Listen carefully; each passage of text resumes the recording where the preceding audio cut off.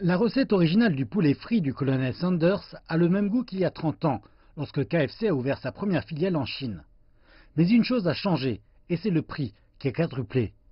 Il s'agit d'une chaîne de restauration occidentale, mais elle a gravé son histoire dans la Chine de la réforme et de l'ouverture. Tout a commencé dans ce restaurant à Beijing, et l'alimentation rapide est rapidement devenue une alimentation à la mode.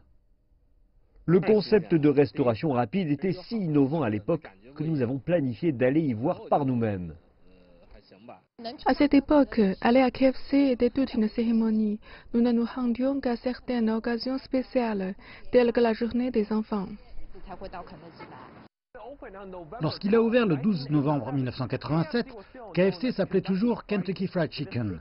Avec cette grande pancarte qui raconte son histoire en Chine, le premier KFC de toute la Chine, situé au cœur de Beijing, est devenu une icône pour de nombreuses personnes qui s'y arrêtent pour se remémorer le passé.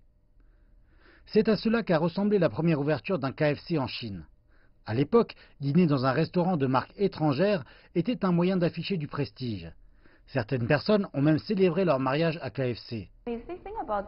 Si vous considérez le salaire des gens à l'époque, un salaire mensuel de 30 à 40 yuan était le standard, et vous deviez dépenser 2,5 yuan pour un morceau de poulet. C'était assez cher, mais si vous considérez que c'est pour vous une opportunité de découvrir à quoi une culture étrangère ressemble, comment l'on s'y sent et quelle saveur elle a, cela apparaît plutôt abordable sous cet aspect. Les 3 premières décennies en Chine du colonel Sanders se sont déroulées sans grand heurt, seulement quelques nids de poules sur la voie. Les questions croissantes de sécurité alimentaire ont désormais rendu de nombreux consommateurs chinois soucieux de ce qu'ils ingèrent. Nous sommes assez confiants pour ouvrir nos cuisines au public, afin qu'ils voient comment nous procédons, comment nous nous enseignons à notre personnel de se laver les mains en premier lieu. KFC n'est plus la seule option de restauration rapide qui s'offre aux consommateurs chinois.